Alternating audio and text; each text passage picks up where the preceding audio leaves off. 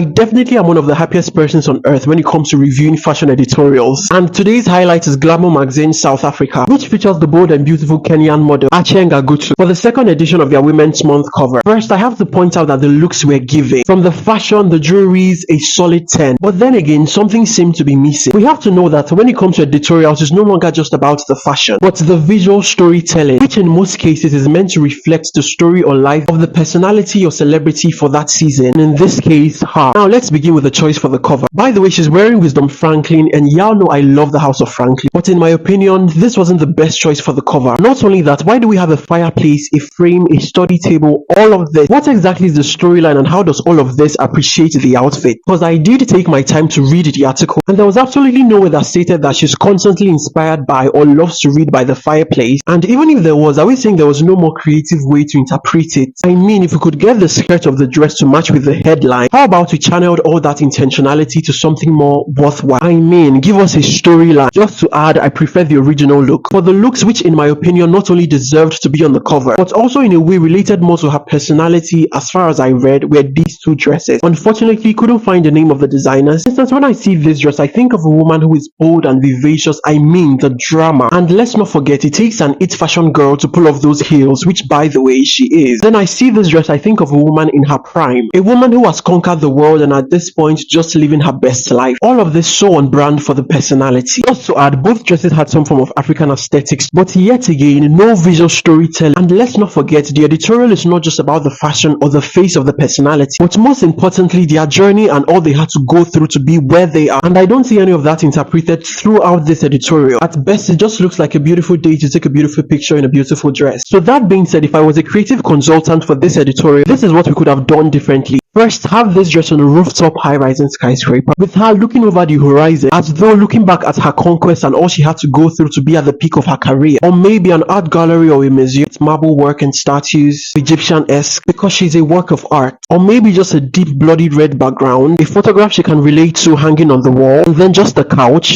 She's laid on her back, her legs hanging on the air, throwing off those stunning heels, with maybe a bit of drama on the hair to complement the dress. This is just boring and it says glamour, so I want to see the glamour. And let's not forget, she's a fashion girl, so definitely can handle it. This looks like a piece from LFJ. Glad there's a bit of green on the wall, but personally I would have gone with a green algae plant invaded wall, and she's just at the center blooming like a flower. Overall, this was a beautiful editorial as far as the fashion goes, but in my opinion lacked visual storytelling and creative direction. I mean, there's a whole lot we could have done, concept we could have played with without breaking the bank, and guess what, I'm just an email away. Finally, I'd love to hear your thoughts on this editorial under the comment section.